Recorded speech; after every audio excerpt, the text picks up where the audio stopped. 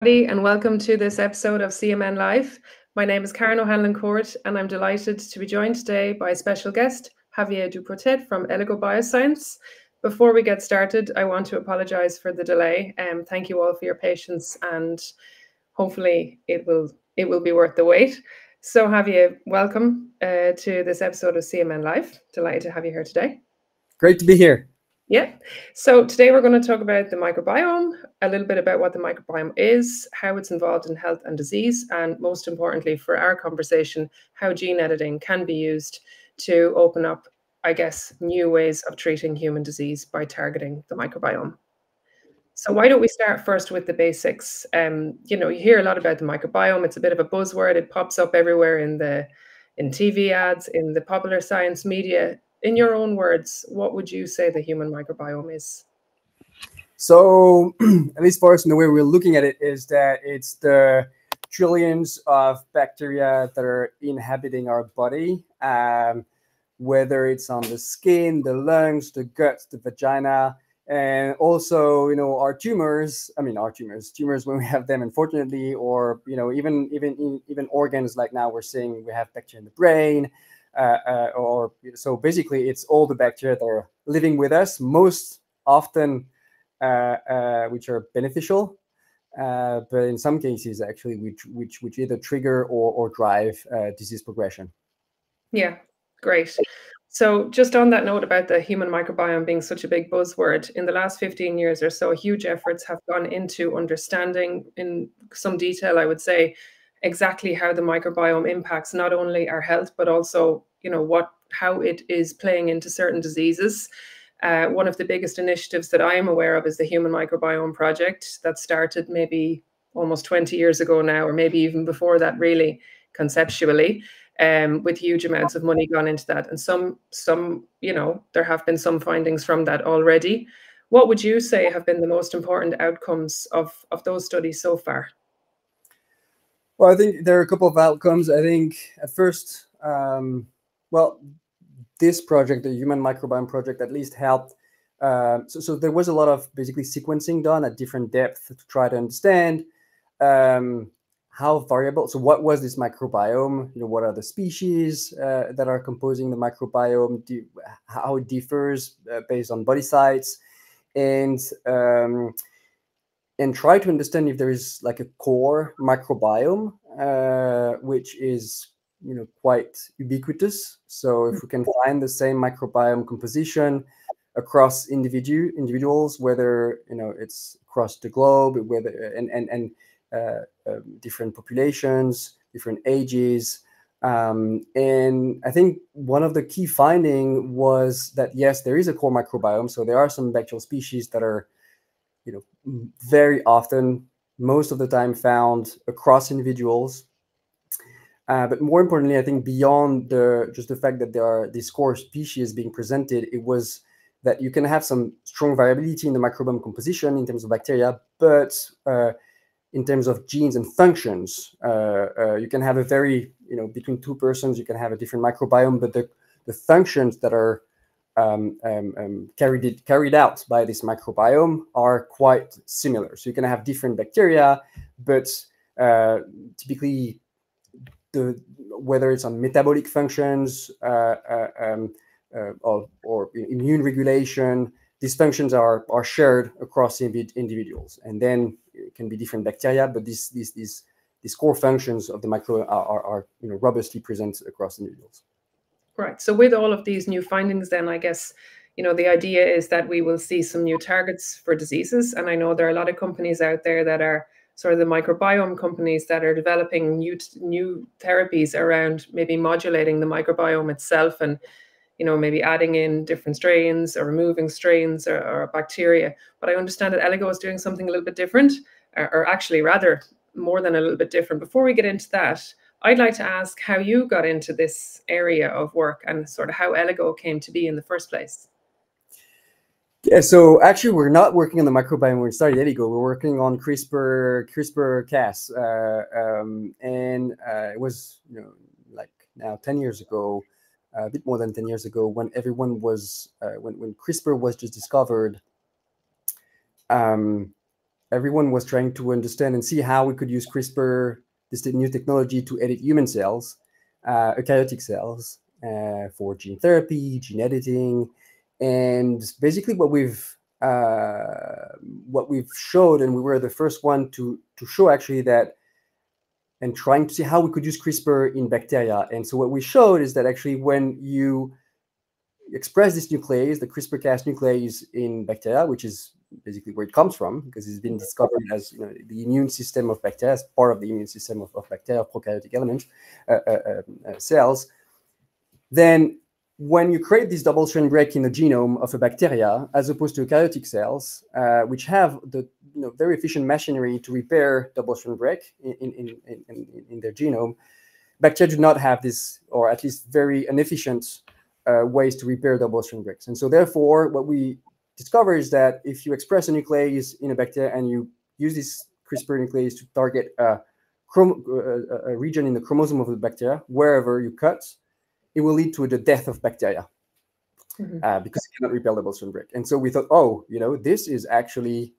probably the most precise antimicrobial that can exist, because we can kill bacteria based on their genetic signature. And and so we thought, well, that's really interesting. So now the microbiome field was just starting, and we started really by thinking that this technology could be applied to anti-infectious diseases, which it can definitely.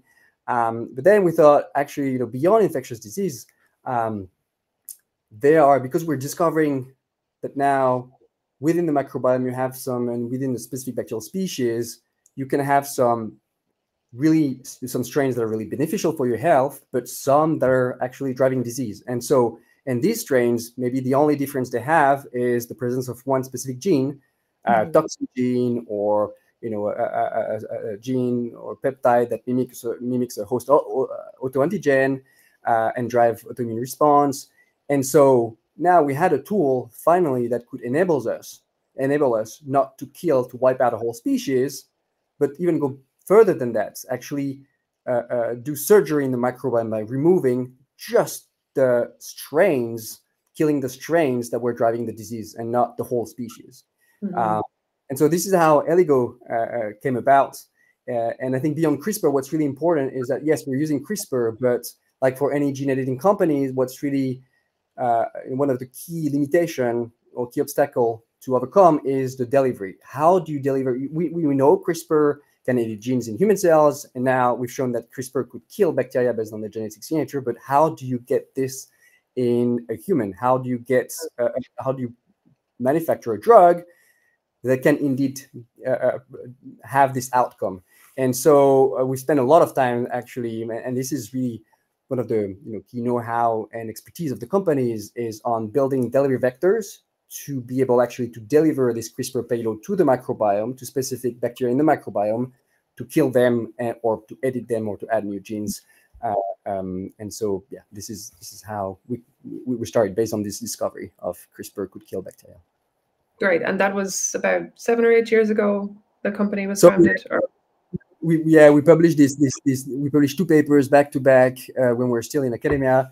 I was doing my PhD when I was at MIT, and we were working with a team at Rockefeller University. These 2 papers came out in 2014, and then the company started and has gone now through. Yeah, but things are going pretty well. So a few months ago, you published an article in Nature showing pretty convincingly, I would say, that you're actually able to go in and select a single strain of bacteria in a living mouse and remove that strain almost entirely. This was using base editing, though. Could you tell us about that story and also the delivery strategy that was developed for that study?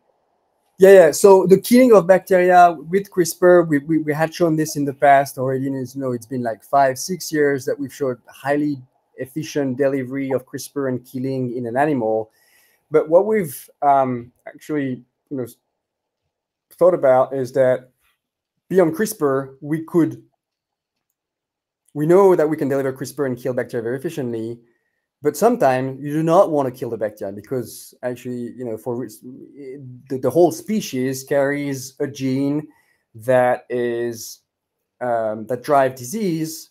But at the same time, this bacteria is very is a core member of your microbiome, and you cannot kill it, you cannot get rid of it. And by any means, when you try, it's like there are some bacteria that if regardless how much you want to kill them, because they're part of your microbiome, and they're so essential for the functioning of your microbiome, you cannot kill them. But so some of them can have still some genes that drive disease. And so what can you do to edit this microbiome if you cannot use CRISPR to kill the bacteria? And then, there's been some studies and some discoveries. People have, beyond CRISPR, used, nucleases, but modified version of nucleases to do base editing. Yeah. So modify single base pair. And so what we've shown is actually that we can also deliver base editors and use our same delivery vehicle to deliver base editor circuits. And what we've shown is indeed that typically after an oral administration of our modalities, of our vectors, delivery vectors, we can, a single dose can lead to the very efficient and precise addition of a whole bacterial species in the gut of the mice. And this is very stable. So we've shown that this could be done in different bacterial species, but also targeting different genes and editing these genes stably. And so typically, we've done, in the paper, there are a couple of examples where we show that we can, deactivate, we can mutate very specifically a catalytic site of an antibiotic resistant gene, so making it not functional anymore. The antibiotic resistant enzyme or the enzyme, the protein that confers the resistance to the antibiotic is just not functional anymore because we've edited one base pair, which translates into either stop codon in the protein or inactive catalytic sites. We've done this on a couple of other toxin genes typically that are linked to cancer initiation, DNA damage, or even proteins that are involved in the development of neurodegenerative disease. And so now what's super exciting about this technology is that we can now really perform gene editing, correcting the microbiome without touching its composition, and start to address diseases where you do not want to create any changes in this microbiome in terms of composition function. Just edit and have this edit being very stable over time. And beyond the direct applications, and we have some programs, therapeutic programs moving forward, is that it's basically, finally, we have a tool. It brings a tool to the community to interrogate the microbiome. It's really hard right now to have good models where you can have a functional microbiomes, and you can until now you didn't have any possibility. There was no possibility to edit this microbiome. You had either to try to put a bacteria that you had modified externally and then introduce it into the microbiome, which is really hard. But right now, we can take a normal microbiome, completely intact microbiome, and try to edit the specific genes that we think are related to a disease. And so by doing this, we can finally really test the if hypothesis where is this gene related to a disease. Let's turn it off without touching the rest of the microbiome, and see if in a specific animal model the pathology is still there. And so that's, I think, really powerful, and actually brings really the tool that was missing to elucidate relationship between bacterial gene and disease very precisely. Yeah. So it's not just about developing new therapies, but it's also a massive tool for just the research itself and actually figuring out which diseases make sense to go after, what's most likely to give the biggest impact. So I'd like to stay with diseases for a little while, actually. I think if anybody, searches the scientific literature to figure out what diseases are implicated with changes in the microbiome, I think it's everything. So how does Eligo actually choose which diseases to target? And can you tell us something about the kinds of diseases that you're currently targeting? Yes, definitely. So I think we're trying to go at Eligo. I mean, we're trying to go after disease where the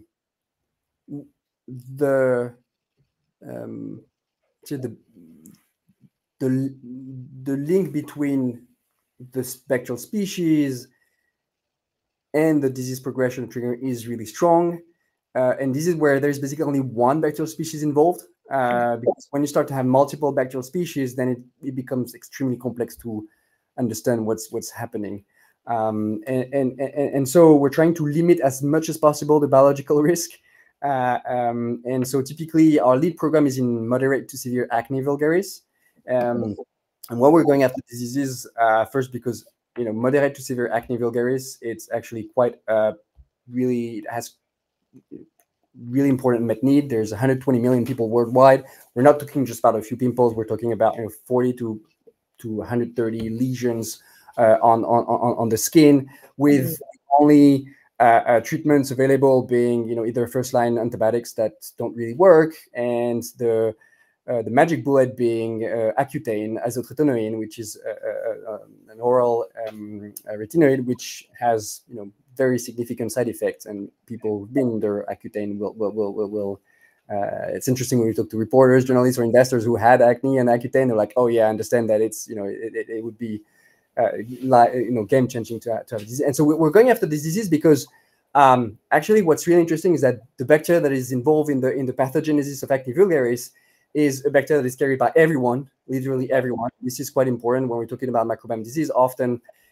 because the composition of microbiome between individuals varies a lot, sometimes it's really hard to make sure that the species you're targeting is present in everyone. Here, in case of acne vulgaris, we're talking about the most abundant skin bacteria, commensal bacteria, that is really important for immune regulation, immune maturation of your skin, of the immune system of the skin, fighting against pathogens and others on the skin. So everyone has these bacteria, but what we've found, and so in the past years, there's been quite some research literature on the role of and the implication of this specific bacteria in the acne etiology. And so what we have actually seen doing a lot of metagenomic studies is that in acne patients, they have actually a subpopulation of this bacterial species that is overabundant in acne patients compared to healthy patients, and that these subpopulation can be really we can distinguish it from the beneficial C. acnes by the expression of specific pro-inflammatory genes that we can target with CRISPR. And so the whole idea behind this treatment is to have a topical treatment. It's going to be a gel that contains our delivery vectors. The delivery vectors are going to deliver a CRISPR payload in Cutibacterium acnes, the beneficial one and the pro-inflammatory ones. But we program the nuclease to specifically target the genetic signatures that are unique to the pro-inflammatory subpopulation. And so therefore, the idea is to kill just the pro-inflammatory subpopulation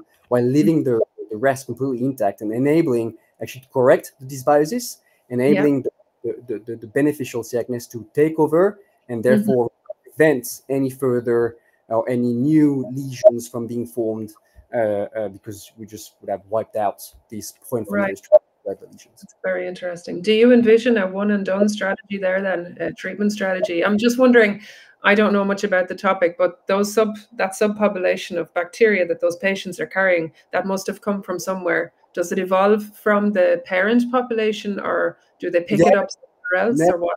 Yeah, indeed. So if you look in a household, you have quite, in terms of strains within the household. Indeed, parents, siblings do carry similar strains. But what has been shown also, however, is that so once you have this microbiome, it's stable, but the rate of getting a new strain from the environment from someone else is basically every year you get 1 to 2 new strains. So it's quite stable. You don't get so much.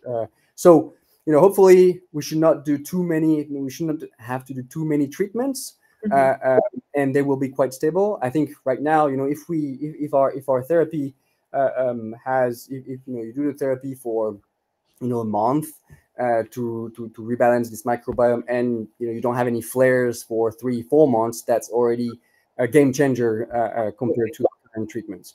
Hopefully, it can be much longer. But this is something we'll be able to see, to really understand these dynamics when we go to patients. Absolutely, that sounds really fascinating. So, how far along are you with that program? Well, we are. It's an exciting time because we're in about 16-18 months we should be in the clinic in the US in patients, and to try to generate the first clinical data on whether we can edit the microbiome. We can deliver a payload, CRISPR payload, and you can have an effect on this microbiome, on this dysbiosis, and hopefully try to see sign of improvement in patients. That's a different route of administration than any of the other CRISPR-based therapies I've heard about. Exactly. Is it difficult to develop that formula, or can you learn from the formulation experts for the more conventional topical treatments? How much of the formula is new? Yeah, so in terms of delivery vector, I think so. We have probably the best experts for biologics formulation, topical formulation around us, and so we're learning a lot from what's done today in terms of topical application. There are few biologics that are used topically, but the thing is, as opposed to the typical CRISPR therapy, because we're not targeting eukaryotic cells, we're not using virus or LNPs.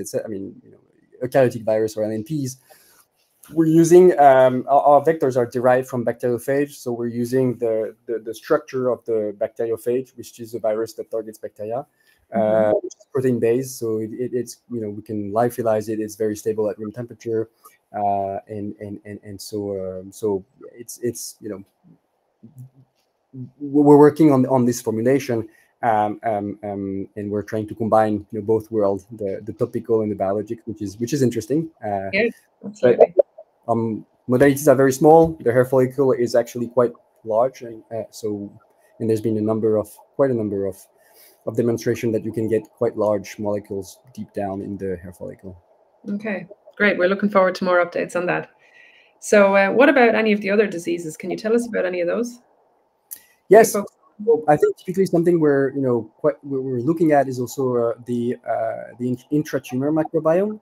Okay. So now it's been shown in different type of cancers and different tumors that they are actually harboring their own microbiome, and that there are some specific bacterial species within this tumor microbiome that actually either act as antagonists to current drugs, or trigger specific pathways, tumorigenesis pathways within these cells. And so something we're really interested in is actually trying to use our modality to deliver payloads into this intratumor microbiome to either to remove some of these transgenic CRISPRs, or functionalize this microbiome and make it express some ligands or other molecules directly within the tumor to have an effect on the microenvironment.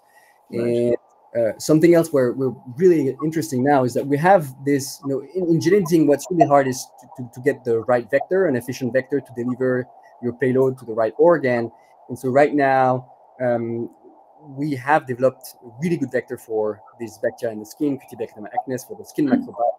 And so beyond killing C. acnes, in the case of acne, we're actually quite excited about the potential of transducing and functionalizing C. acnes directly in the hair follicle, to use it as a small a local production factory for biologics. So basically trying to deliver into this bacteria a circuit that will make this bacteria in their hair follicle express, whether it's nanobodies or chemokines, basically molecules that can have an impact on all the cells and all the immune cells. But the hair follicle is actually a real hub in the skin that controls, regulate the skin immunity. It has stem cells around it. It has a wide variety of immune cells. And so it gives us a really interesting entry point to modulate the skin immunity and enable the expression of biologics that could be quite hard to deliver topically, or that could have actually that do have some significant side effect when they're delivered systemically. And so I think now on the skin and derm, there's quite some potential beyond acne vulgaris, where we kill bacteria, to leverage this bacteria, which in healthy patients is present and really close to immune cells. Wow, so that has broad implications, I guess, for a wide range of topical conditions. I understand that, one of the biggest issues, I attended a master's course in drug discovery and development some years back, and there were some people from some of the large companies developing dermatological companies, and one of the big challenges is conformity. So people actually applying the creams, no matter how good the formulations got, it's the stickiness, it's the smell, it's just the hassle of actually having to apply the treatment. So I think anything that can reduce the number of applications would be really beneficial. And I guess that's also something that you envision. If you use the vector to deliver other biologics for treatment of other skin disorders, it would probably also be much less frequent. Yeah, I think so. For the frequency, indeed, this is going to be something that we'll be able to see in. I mean, the first trial is going to teach us quite a lot about this, because what we know, what we're delivering is DNA payload, and you can engineer this payload to be more or less stable in the cell.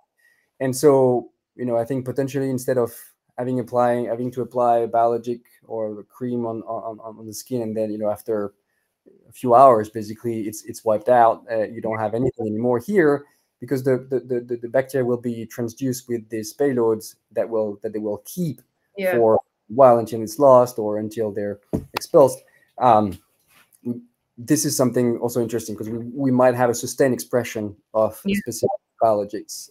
Then for how long, we don't know yet, but this is what the trials and the different models we're putting in place are going to help us answer. Sure. We have about 4 minutes left. So you started with CRISPR-Cas, and now, the big blockbuster paper that came out a few months ago is base editing. Are you using both of those tools and others in the toolbox, or do you have a preferred gene editing modality, or does it depend on what you want to do? I think it's all about, we're not technology focused. I think it's more about what is the problem, what is the unmet need we're trying to solve, and how to address it. Whether it is a specific, subpopulation of strain that drive disease. In this case, CRISPR is really fantastic, because it enables us to kill this subpopulation extremely precisely. If we want to do an edit that is stable in the whole bacterial population, we're going to go with base editing. And if we want to have something, a new gene, a new function integrated in this microbiome, and functionalizing the microbiome, we're going to deliver, a payload that enable the expression of the transgene, multiple transgenes of interest. So it's really about what is the problem we're trying to solve, and how to approach it. But what's great is that now we have this toolbox, right? We can do we can do removal of genes, editing of genes, or adding new genes. Are you working on any programs where you envision an oral administration in humans, so similar to what you demonstrated this summer in mice? Yes. So we already we have our de-risking program in anti-infectious disease, which is IND enabled, which focus on a gut bacteria that is driving kidney failure due to a toxin expression in the gut. And we have one program in partnership with a top 10 pharma that is undisclosed, that is focused on actually using base editor, delivering base editor in a gut bacterial population. Yeah. Okay. So just so I don't misunderstand, that has not yet been administered to a human, though, right? No, it's not been administered. Okay. How easy do you think it will be to, I know you can't say until you do it, but can you say anything about how easy it might be to translate that from a mouse to a human? Yeah, so we've done quite a lot of work, actually. I think it's we've done quite a lot of work with different models, like the SHINE model, that really is a succession of fermenters that have exactly the same condition, pH, that have the human microbiome in different compartments, and that represent change of pH, change of enzymes, change of and length of stay across the different fermenters that represent the whole digestive tract. And we had really good data on that. We managed to create particles that are resistant, delivery vectors that are resistant to acidity, to enzymatic degradation by gut enzyme, etc. So and we've got we have data in mice, but also in rabbits, etc., which really de-risk the whole approach to translating it to human. Okay, great. I think that pretty much brings us to the end of our time. I think we could have spent a whole half an hour talking about that model. That sounds really interesting. So perhaps you'll come back and tell us more about that another time. Sure. Yeah, and we will also meet in April next year in real life for the first time at the CRISPR conference. So I'm looking forward to hearing what you have to share with us at that point. So for anybody who's not aware or would like to learn more, you can just click the QR code at the top of the screen. That will take you right to the conference website. And Javier, please keep us posted on those programs. We love to hear about them, and keep doing everything that you're doing. It's fantastic, and looking forward to see how you completely, transform the microbiome targeting world. Well, thank you very much, Karen, for giving me this opportunity, and really look forward to the CRISPR Med conference in Copenhagen next year. Sure, anytime. Thanks, and also thanks to all of you for joining and for also being patient with our technical delays. Really appreciate that. Hope to see you again at another CMN Live soon. Take care. Thank you. Bye-bye. Bye.